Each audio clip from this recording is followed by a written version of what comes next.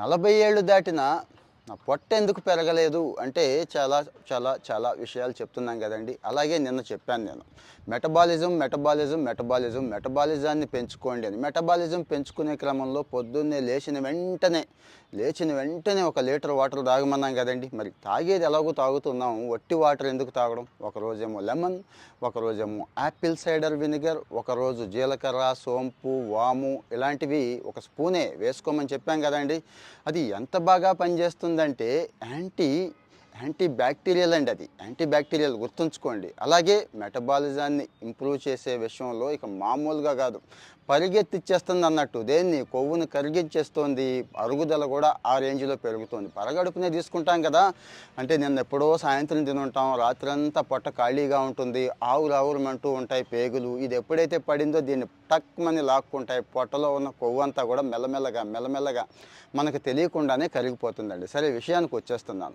పోపులు పెట్టానండి, అద్భుతాల ఘని పోపులు పెట్టి. పొట్ట తగ్గాలి అనుకునే వాళ్ళు అంటే ఎప్పుడో 4 రోజులు 5 రోజులు వాడేసి నాకు తగ్గలేదంటే కుదరదండి. అంటే వారంలో ఒకరోజు లెమన్, ఒకరోజు యాపిల్ సైడర్ వినిగర్ ఇలాంటివి ట్రై చేస్తూ ఇది కూడా 1-2 రోజులు ట్రై చేయండి.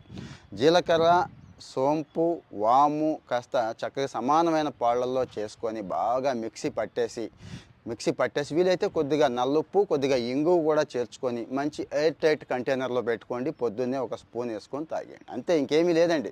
హాట్ వాటర్, కాస్త గోరువెచ్చని నీళ్లు తాగండి అని చెప్తున్నారు. ఇది కేవలం కొవ్వు కరిగించడం ఒకటి, మెటబాలిజం ఒకటే కాదండి.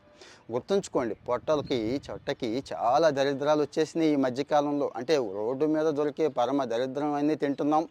వాడెవడూ కూడా లాభం లేకుండా వ్యాపారం చేయటం లేదని తెలిసే తింటున్నాం కదండి. ఏ ఒక్కడైనా లాభం లేకుండా ఫుడ్ బిజినెస్ చేస్తున్నాడా? సో కలపకూడని రంగులు కలుపుతున్నాడు, ఎసెన్స్ కోసం కలుపుతున్నాడు, కలర్ కోసం కలుపుతున్నాడు, నిల్వ ఉండడం కోసం కలుపుతున్నాడు, చాలా కలుపుతున్నారు అనే విషయం మీకు తెలిసిందే. మరి కనీసం ఈ దోషాలు, ఆ సైడ్ ఎఫెక్ట్స్ పోగొట్టుకోవడానికైనా ఇలాంటివి పనిచేస్తాయండి. సో ఇప్పుడు నేను చెప్పాను కదా, ఆ జీలకర్ర, ఆ సోంపు, ఆ వాము, కాస్త ఇంగువ, కాస్త నల్లుప్పు ట్రై చేయండి, ఇబ్బంది ఏమీ లేదు.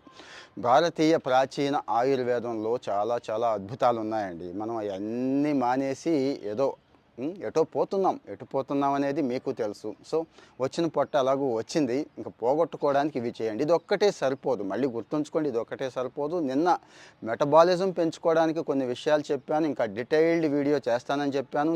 చేసినట్టు యూట్యూబ్లో పెడుతున్నాను, పైన లింక్ ఉంది. So health conscious పెంచుదామండి.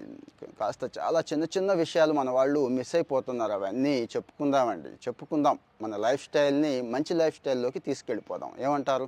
కామెంట్లో చెప్పండి. Thank you.